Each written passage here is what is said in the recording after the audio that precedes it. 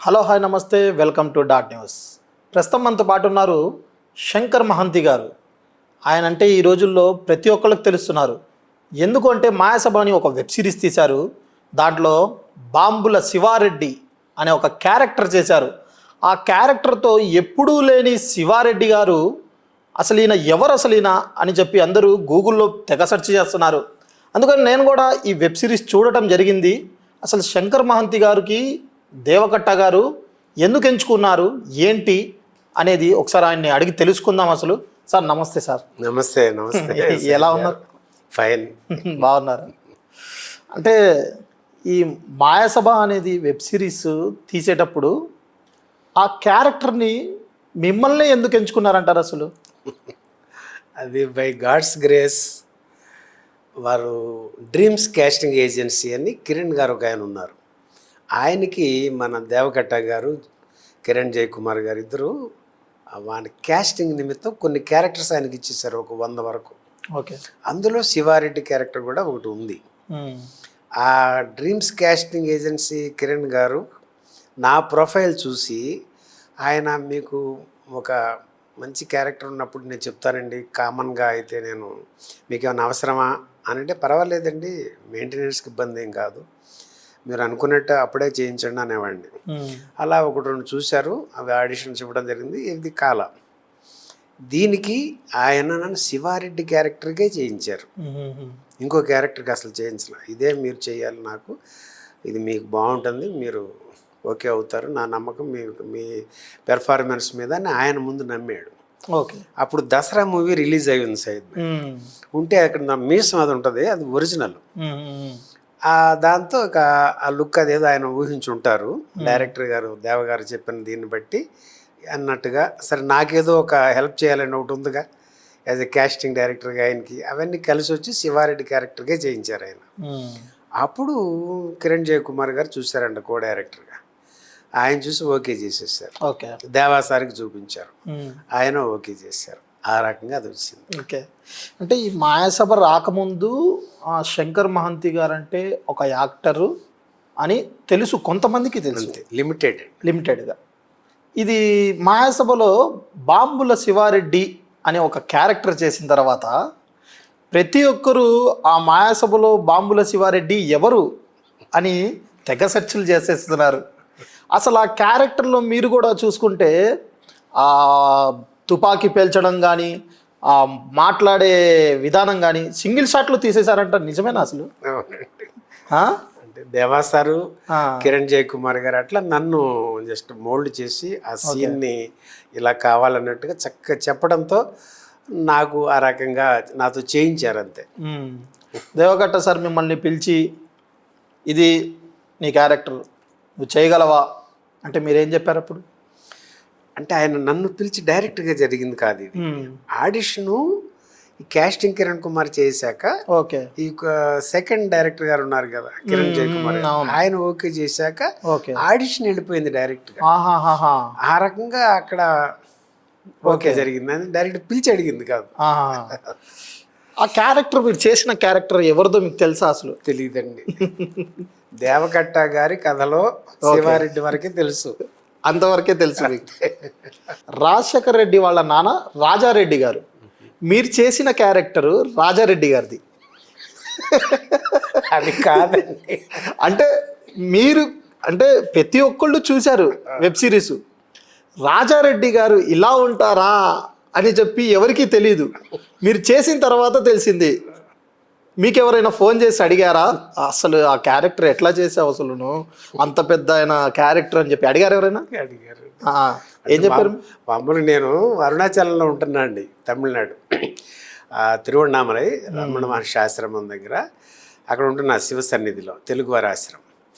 అక్కడ నేను ఆ కౌంటర్ దగ్గర ఉంటున్నప్పుడు భక్తులు వస్తుంటే వాళ్ళతో అంతా పిఆర్ లాగా సర్వీసెస్ చేస్తూ ఉన్నా. ఆగస్టు 8వ తేదీ నుంచి వస్తున్న భక్తులు అందరూ తెలుగు భక్తులు. 7వ తేదీ సోనీ లైవ్లో మహేసభ టెలికాస్ట్ అయింది. ఆ రోజు చూసారో ఏమో, తెల్లారికి వచ్చి ఏమండి మీరు మైసభలో రాజారెడ్డి అంటే, కాదమ్మా శివారెడ్డి. అదేనండి, బాగా చేశారండి అది ఇదని వాళ్ళు సంతోషపడి ఫోటోలు దిగడం ఇవన్నీ జరుగుతూ వచ్చినాయి. ఆ. ఆ రకంగా ఉంది కానీ ఇంకా అభినందిస్తూనే ఉన్నారు. అవునవునవును. వాళ్ళకి తెలిసిన పాత్రల్లో ఊహించుకుంటున్నారు. ఆ. అయితే దేవా గారు శివారెడ్డి ఓకే ఓకే. అంతే. అంటే ఆ క్యారెక్టర్లో మీరు విలీనం అయిపోయారు అనిపించింది. ఆ మీసం తిప్పడం కానీ, ఆ బాంబులు విసిరేయడం కానీ, ఆ కాల్చే విధానం కానీ, ఆ పోలీస్ స్టేషన్లో ఒక సీన్ ఉంటుంది. ఆయన్ని అరెస్ట్ చేసి వదిలిపెట్టు అంటే మా ఎస్ఐ గారికి చెప్పాలండి అంటారు. ఎవరు మీ ఎస్ఐ ఈయనేనా అంటారు చూసారా? అసలు ఆ డైలాగ్ అసలు నాకైతే గూస్ బంప్స్ వచ్చినాయి. మీకు ఎలా అనిపించింది? సింగిల్ షాట్లో చేసేసారా అది, లేదంటే లేదు, రిపీటెడ్ చేయాల్సి వచ్చిందా? సింగిల్ టేక్లోనే. సింగిల్ టేకే చేసేసారా? అంటే ఆ దేవా సార్, కిరణ్ జయకుమార్ గారు ఇద్దరు చక్కగా వాళ్ళు అనుకొని నాతో ఆ రకంగా అంతవరకు అలా చేయించారు. ఓకే. అది నా అదృష్టం, ఆ. నా ఒక బలం. మ్మ్. అలా అయినందుకు ఆ. వాళ్ళు అలా ఫస్ట్ షాట్కే ఓకే చేసేలాగా నాతో చేయించినందుకు ఆనందం. ఇంకోటి ఆ, ఆయన రాజశేఖర్ రెడ్డి గారిని మీరు చెప్పేటప్పుడు ఆయన ఇచ్చేది ఏంది సీటు, మనమే తెచ్చుకుందాం, ఆయనకి ఇచ్చేది ఏంది, నీకు లేదా, ఆ నత్తడికి వచ్చేది ఏంది, నీకెందుకు రాలేదంట. అప్పుడేమైనా మీకు కామెడీగా చెప్పారా, లేదంటే అంత సీరియస్గా తీసుకొని చెప్పారా అసలు? అది ఎందుకంటే కొడుకుని ఒక ముఖ్యమంత్రి స్థానంలో ఊహించుకునే తండ్రి వాడు కొడుకు కోసమే కొడుకుని ఏదో చేయాలి అనే భావంతో రాజకీయంగా ఎదిగి రాష్ట్రాన్ని ముఖ్యమంత్రి అవ్వాలని కలలుగనే తండ్రికి సరే తన మీద తన యాక్టివిటీని బట్టి వేరే రకంగా ఉన్నప్పటికీ కొడుకుని ఒక డాక్టర్ వృత్తిలో తను ఉంటే కూడా ఇటు సర్వీస్ చేయించేలాగా రాజకీయంలోకి దింపేలాగా అనుకున్న కొడుకు ఇష్టం లేదు. Okay okay. తన స్నేహితుడి కోసం వచ్చాడు, కృష్ణనాయుడు కోసం. అవునవును. అతని కోసం వచ్చాను నేను అంటుంటాడు. అయితే నీ కోసం కాదా అంటాడు. సరే ఆడికిస్తే నీకు ఇస్తారులే అంటాడు. వస్తే నువ్వే చూసుకుందులే అంటాడు. అక్కడ మరంబరం కదా జరుగుద్ది. అవునవును. అది దేవాసార్ చేయించారు. ఆ తర్వాత రాకపోయేపాటికి వీడు మరి అంతేగా కొడుకుని ఎట్లా ఊహించుకున్నాడు. వాడికి ఇచ్చి వీడికి వాడి రాకపోతే ఒక రకం, ఫ్రెండ్కి వచ్చి రాకపోయేపాటికి మరి తండ్రిగా తనకు అక్కడ ఎలా వస్తుందో ఈ పులిసర్లు ఎందుకు వస్తాయి, ఇదంతా అరుస్తాడు అంతా అట్లా. మీకు యాక్చువల్గా జగన్మోహన్ రెడ్డి గారు తెలుసా? అంటే ఇప్పుడు సీఎంగా ఎక్స్ సీఎం కదండి, అంతకుముందు సీఎం, మాజీ సీఎం. ఆయన చేసిన ప్రభుత్వంలో ఆయన చేసిన పనులు కానీ ఇవి కానీ అవి ఇప్పుడు 2లో ఉంటాయి అని కొన్ని చెప్తున్నారు కొంతమంది. ఇప్పుడు 1లో అయితే రాజశేఖర్ రెడ్డి గారు, చంద్రబాబు నాయుడు గారు ఎట్లా మెలిగారు, ఎట్లా పెద్దోళ్ళు అయ్యారు, ఎట్లా రాజకీయాల్లోకి వచ్చారని చూపించారు. తర్వాత 2లో మళ్ళీ 2 ఉందా అని మీకు చెప్పారా, మీరు చేయాలా పాత్రని? ఇప్పుడు మీరు అనేది కూడా రాజశేఖర్ రెడ్డి గారు, చంద్రబాబు నాయుడు మీరు అనుకుంటున్నారు. ఓకే. కానీ నా డైరెక్టర్ దేవకట్ట గారు, కృష్ణమ్మ నాయుడు, ఎంఎస్ఆర్ ఆ క్యారెక్టర్స్ అంతే. వీడు ఆయన ఫాదర్గా శివారెడ్డి, ఆపోజిట్ బసిరెడ్డి క్యారెక్టర్తో ఆడు బాంబులు శివారెడ్డి అనిపించాడు. ఓకే. అంతేగాని మీరేదో చెప్పిన అందరూ ఇక్కడ ఏమీ కాదు. నా దేవకట్ట గారి పాత్రలు అంతే. అంటే పార్ట్ 2 ఉందా, సీజన్ 2 ఉందా అనే దగ్గర మరి ప్రేక్షకుల నుంచి ఆ స్పందన వస్తుందని అంటున్నారు. అఫీషియల్గా మరి ఇంకా నా దాకా తెలియలేదు. ఓకే. ఇప్పుడు ఈ వెబ్ సిరీస్ది, ఈ సినిమాది కొంచెం పక్కన పెడదాం. మీరు గతంలో ఉంది ఆంధ్రప్రదేశ్లో. ఆంధ్రప్రదేశ్లో ఎప్పటి నుంచో ఉన్నారు, యాక్టర్గా చిన్న చిన్న సినిమాలు చేశారు క్యారెక్టర్. సడన్గా మీరు అరుణాచలం ఎందుకు వెళ్ళిపోయారు? అంటే సడన్గా వెళ్ళింది కాదు సయ్యద్ భాయ్. 2016లో ఫస్ట్ టైం వెళ్ళా. Okay okay. 1986లో అరుణాచల రమణ మహర్షి గురించి విన్నాను, చదివాను. ఆయన గురించి చదివితే నేనెవరు అనేది ఆయన ఒక ఐడియాలజీ. Okay okay. నేనెవరు అనేది ఏంటి అసలు అనే అర్థం కాని విషయం అప్పటికి. అప్పుడు నాకు 25 years ఏజ్, 1986. నేనెవరేంటి, నేను కదా ఎలా అంటున్నారంటే ఆయన జీవన విధానం చదవటం ఇదంతా జరిగింది. అప్పుడు కనెక్ట్ అయ్యా. 2016 వరకు వెళ్ళటానికి అవకాశం కలగల. 30 సంవత్సరాలు అనుకున్నది 30 ఏళ్ళకి కానీ జరగల. అప్పుడు 2016కి వెళ్ళాను ఫస్ట్ టైం. 5 డేస్ ఉన్నాం అక్కడ. అక్కడ నుంచి కొన్ని వారికి సంబంధించిన బుక్స్ అవన్నీ కొని తెచ్చుకోవటం, షూటింగ్స్ లేని టైంలో చదువుకోవటం. 13 మాసాలు పట్టింది ఈ బుక్స్ అన్నీ అయ్యటానికి, 19 పుస్తకాలు. అవి చదివేపాటికి ఇక నన్ను నేను కోల్పోయా, నేననేవాడిని లేకుండా పోయా. అంటే వాటిల్లో అంత దీనికి ఎక్కించేశారు. ఓకే, అదనమాట. అట్లాగా 2018లో వెళ్ళి 40 రోజులు ఉన్నాం అక్కడ, నేను నా వైఫ్. 2020కి వెళ్ళి 9 మాసాలు 18 రోజులు ఉన్నాం. Okay, okay, okay. అక్కడ నుంచి నారప్ప షూటింగ్ కోసం రావాల్సి వచ్చి 4 ఏళ్ళు ఇక్కడ ఉండిపోవాల్సి వచ్చింది. అవును, అప్పుడు వెంకటేష్ గారితో నారప్ప చేశారు కదా. ఈ 2025 ఏప్రిల్కి ఈ మైసభ డబ్బింగ్ ఇవన్నీ ఆగస్టుకి అయిపోయినాయి. జనవరికి రిలీజ్ అవ్వని ఎదురు చూసి, సరే మార్చికి అవుతుందేమో అని చూసి, సరే 5 లాంగ్వేజెస్ కాబట్టి టైం పడుతుంది అనడంతో, సరే ఇక ఏముంటానులే, అది ఏదన్నా వచ్చి అది వచ్చినప్పుడు చూద్దాం, ఇక మనం చాలా తృప్తి పడిపోయి వెళ్ళిపోయాం ఫైనల్గా. అది జరిగింది. మాయాసభను మీకు మంచి పేరు వచ్చిందిలేండి. ఇంకా మీకు క్యారెక్టర్లు ఇంకా అయితే దాంట్లో చూస్తే ఒక 40 సంవత్సరాలు 50 సంవత్సరాలు ఉన్న వ్యక్తిగా కనిపించారు. అసలు మీకు ఇప్పుడు ఎంత ఏజ్? 64. 64 సంవత్సరాలు. 64 సంవత్సరాలు. అసలు మీరు ఇప్పుడు కూడా చాలా యంగ్గా సిరీస్లో చూస్తే అసలు మీరు మాట్లాడే విధానం కానీ, ఆ దూకడం కానీ, ఆ బాంబులు విసిరేయడం కానీ ఎలా సాధ్యమైందంటే అసలు క్యారెక్టర్ కనుక మా డైరెక్టర్స్ చెప్పిన దాని నుంచి ఇక అంతే క్యారెక్టర్. అలా ఇలా కావాలి, అలా ఉంటుంది, ఇలా ప్రవర్తిస్తాడు, ఇది మన శివారెడ్డి అనే దగ్గర ఇక వాడు అలా చేయాల్సిందే. Okay, okay. మీకు చెప్పారా స్టోరీ? అంటే మొదటనే మీరు చేస్తున్న క్యారెక్టర్ ఇది, అటు పక్కన నాయుడు గారిది, ఇటు పక్కన రెడ్డి గారిది, రెడ్డి గారి నాన్న అని చెప్పి మొత్తం చెప్పారా? ఏమీ చెప్పలేదు. ఏం చెప్పలేదు. డైరెక్ట్గా ఆడిషన్లో పోలీస్ స్టేషన్ మా ఇంట్రడక్షన్ సీన్ ఏదైతే ఉందో అది నన్ను ఆడిషన్ తీసుకున్నారు, అంతవరకే. షూటింగ్ పిలిచిన తర్వాత ఆ రోజు సీన్ చెప్పడం, ఆ సీన్కి సంబంధించి ఇంట్రడక్షన్ ఇవ్వటం, దానికి ముందు వెనకలుగా ఇది వాడి ఉద్దేశం, కొడుకుని ఇలా ఊహించుకుని ఉంటాడు, ఈ సంఘటన ఇలా జరిగింది, దీనికి మీరు ఎలా స్పందిస్తారు, ఇది అంటే అట్లా నన్ను మోల్డ్ చేసి దాంతో చేయించారు. కథ అంతా ఏమీ తెలియదు. అయితే మీరు ఎంతో సంతోషంగా ఉండే జీవితంలో మీకు ఒక సడన్గా ఒక దెబ్బ తగిలింది. మీ సతీమణి గారికి ఆరోగ్యం బాగాలేకమంటాం. ఆ రోజు మీరు ఎంతోమందిని అడిగారు, నాకు హెల్ప్ చేయండి, నాకు హెల్ప్ చేయండి. నేను విన్నట్టయితే చాలామందిని అడిగారు, నాకు హెల్ప్ చేయండి, మా ఆవిడికి బాగాలేదు అని.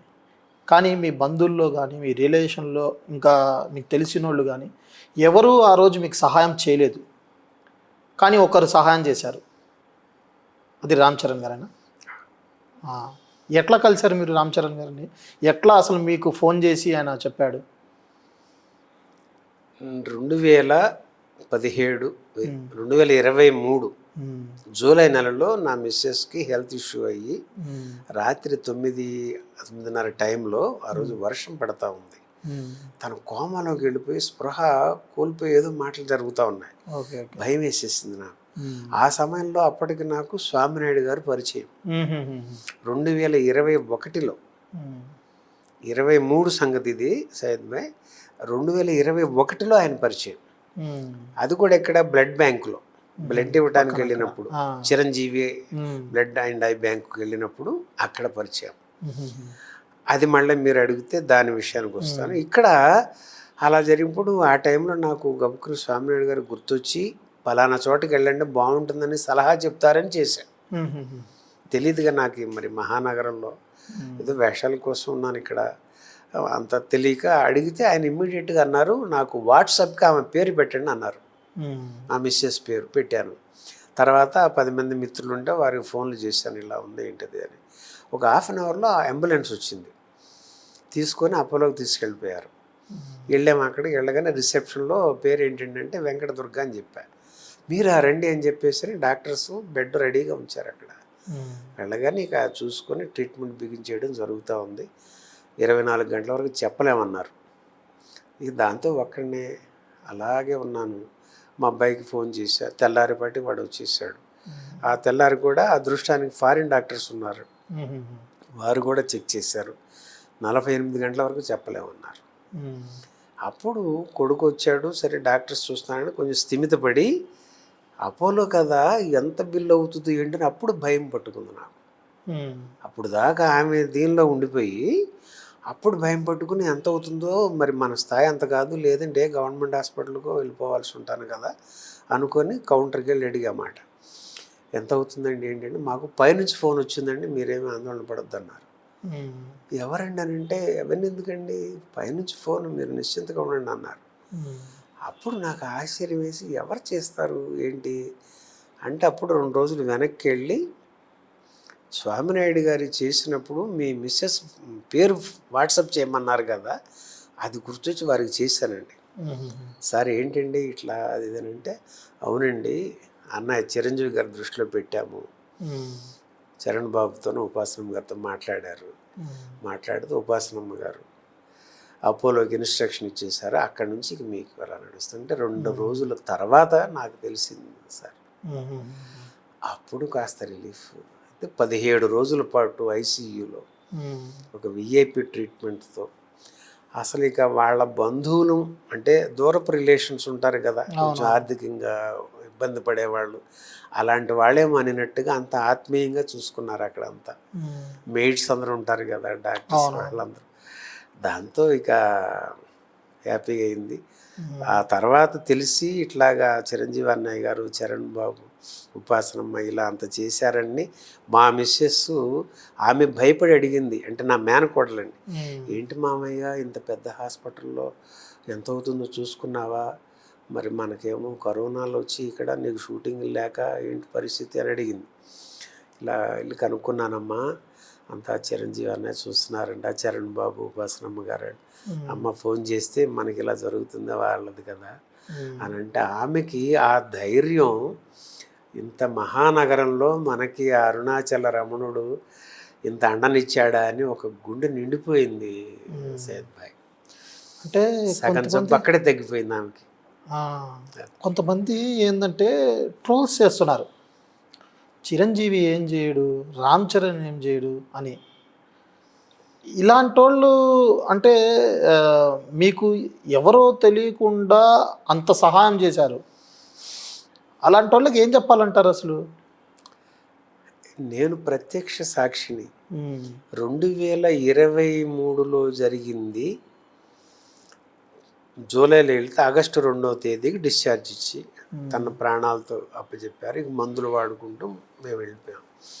వారికి కృతజ్ఞతలు చెప్పుకోవడానికి నేను స్వామినాయుడు గారిని అడగటం, వారు ఏంటంటే ఏదో సహాయం చేస్తారు కానీ మళ్ళీ మనతో థ్యాంక్స్ చెప్పించుకుంటారా, తర్వాత ఆమె అనారోగ్యంతో ఉంది, మందులే వాడించుకోవాలి, షూటింగ్ లేకుండా ఉన్నాడు శంకర్ మహాంతి అని స్వామినాయుడు గారు ఆలోచించి ముందు ఆమెని జాగ్రత్తగా చూసుకోండి, వీలున్నప్పుడు చెబుతాలంటూ నన్ను అట్లా 1.5 పాటు నాకు ఏం చెప్పలా.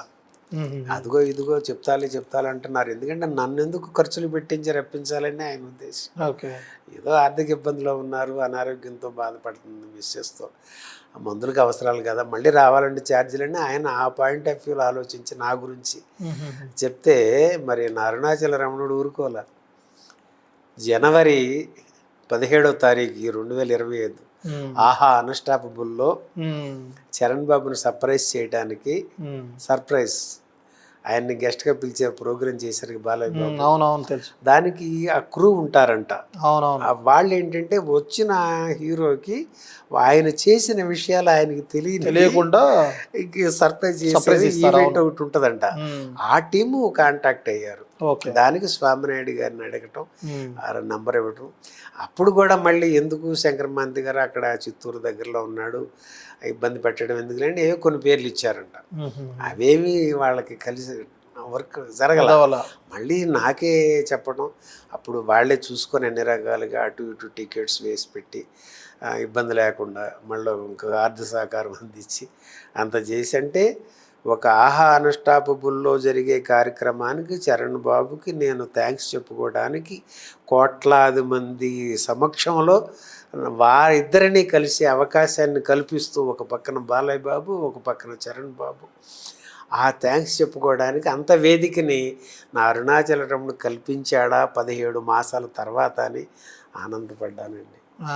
అది అంతటిగా ఎప్పుడే ఆయన అనుకున్నారా మీరు నాకు ఈ రకంగా సహాయం చేస్తారు, నేను రామ్ చరణ్ గారి దగ్గరికి ఇట్లా వెళ్తాను, నేను చిరంజీవి గారిని కలుస్తాను అని చెప్పి అనుకున్నారా? అస్సలు అనుకోలేదు. ఊహించని పరిణామం. అస్సలు ఊహించిందే కాదు. ఓకే. ఏదో నా ధర్మంగా అంటానికి నా ఆత్మ సంతృప్తికి నేను వెళ్ళి బ్లడ్ ఇచ్చుకుంటా ఉండేవాడిని చిరంజీవి బ్లడ్ బ్యాంకులో.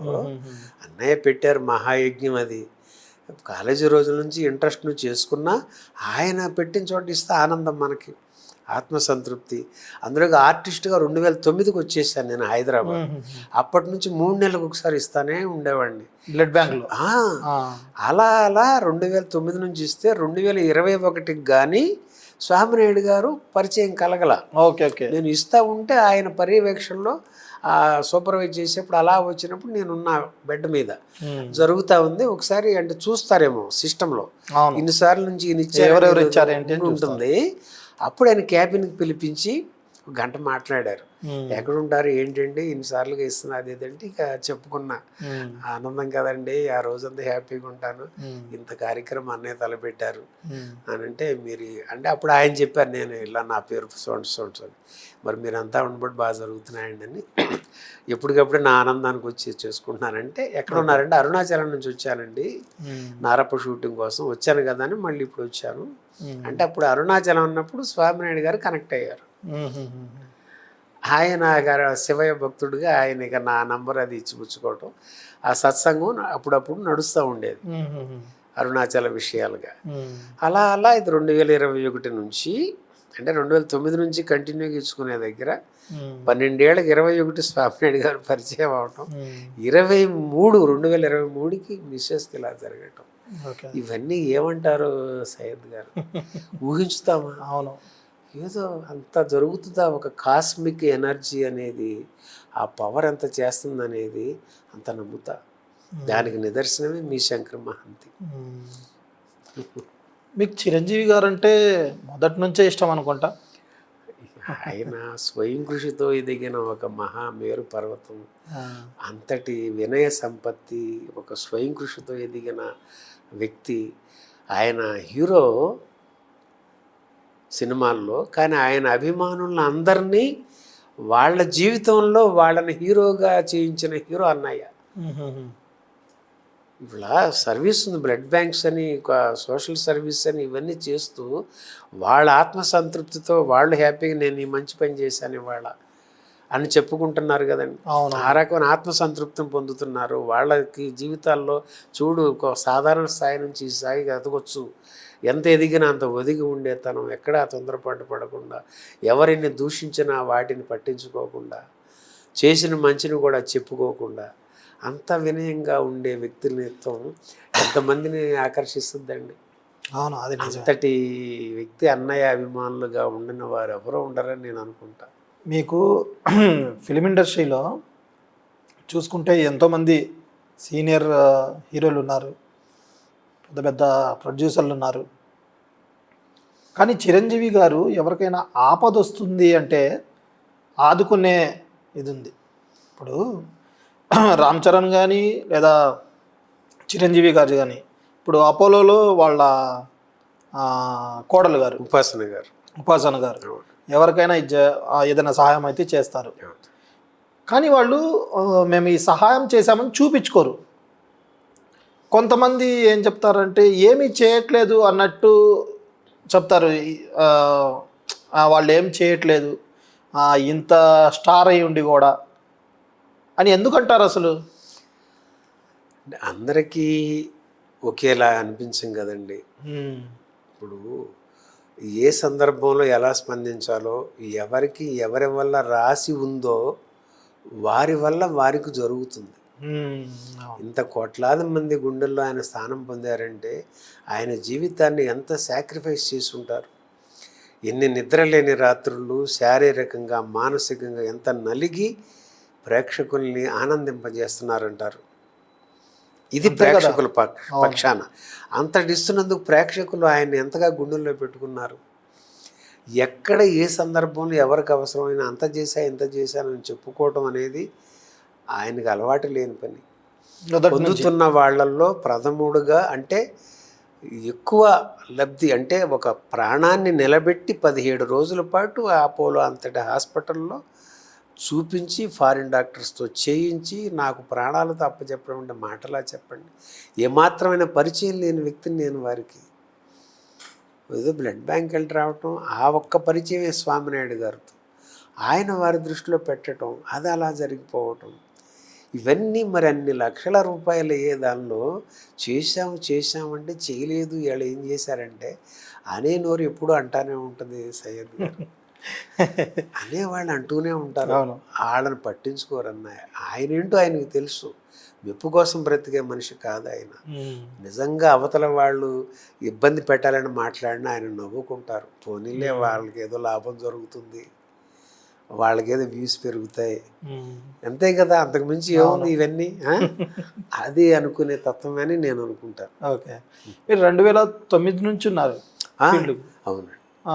ఫీల్డ్కి వచ్చిన తర్వాత మీకు మంచి అవకాశాలు ఏమైనా వచ్చినాయా ఇక్కడ? వచ్చి రావడంతో ఒక నెల రోజుల్లోనే నాకు 2009కి రాగానే 90 రోజులు 30 రోజుల్లోనే ఆడిషన్స్ అవి జరగటం చేయటం వెళ్తామండి. భీమిలి కబడ్డీ జట్టుకి హీరో నాని గారిది. దానిలో కబడ్డీ టీంలో ఒక్కొక్క కుర్రాడికి ఫాదర్ మదర్ని పెట్టారు. అందులో ఆడిషన్స్ అని నేను వెళ్ళా. సూపర్ గుడ్ ఫిల్మ్స్ వాళ్ళది. వెళ్ళగానే వాళ్ళు చూసి అది సీన్ చెప్తే చేశా. చెయ్యగానే వెంటనే రైస్ మిల్ ఓనర్ మీ కొడుకు కబడ్డీ ఆడుతూ ఉంటాడు, మీకు ఒక భార్య అన్నట్టు సెలెక్ట్ చేసేసారు నెల రోజుల్లోపే. అప్పుడు నాకు ఒక ధైర్యం వచ్చేసింది. నా శివయ్య ఈ దేహానికి ఇక్కడ ఏదో నాకు బతుకు తెరుగు ఆధారం ఇచ్చాడు తండ్రి అని అప్పుడు ఫ్యామిలీతో వచ్చేద్దామని మళ్ళీ నేను మా గుడివాడ వెళ్ళిపోయా. వచ్చేద్దాం ఫ్యామిలీతో అని హైదరాబాద్కి. ఒక్కడిని వచ్చి ఉన్నాను. నెల రోజుల్లో జరిగింది. అలా 9 నెలల పాటు ఇక్కడే ఉన్నా. ఉండి చేసుకుంటా ఉండే దగ్గర చివరిలో అక్టోబర్లో వెళ్ళా. నవంబర్ డిసెంబర్లో ఖాళీ చేసేసి అన్ని పనులు అవచేసుకుని వచ్చేద్దామని 2 సంవత్సరాలు రాలేకపోయా. ఇలా గ్యాప్లు ఎక్కువ పడిపోయినాయి. ఎక్కడికక్కడే కంటిన్యూటీ లేదు. ఇండస్ట్రీలో ఎక్కువ కాలం కంటిన్యూగా ఉండటానికి అవకాశం కుదరలా. ఇక ఈ మధ్యలో అమ్మగారు చనిపోవడం, పాప చనిపోవడం, ఈ ఫ్యామిలీలో ఒక్కొక్కటి అలా జరిగే దగ్గర ఇక జీవితం పట్ల తృప్తి వచ్చేసింది. చాలు, ఇంకేముంది, అన్నీ చూసాం, జరిగింది. ఇక ఎక్కడో చోట తృప్తి కావాలి మనిషికి. అవునవును. ఇప్పుడు జన్మనిచ్చిన తల్లిదండ్రులు, పెంచి పెద్ద చేసిన మేనత్త గారు, సొంత కన్న బిడ్డ 33 ఏళ్ల వయసులో ఆమె వెళ్ళిపోవటం, ఇంకా ఇంకేముంది, భార్య, ఆమె, నేను, కొడుకు, తనకి పెళ్లి చేసేసాం. ఆ బిడ్డ తన లైఫ్ని తను చూసుకుంటాడు, తన ఎదుగుదల తను చూసుకుంటాడు కదా.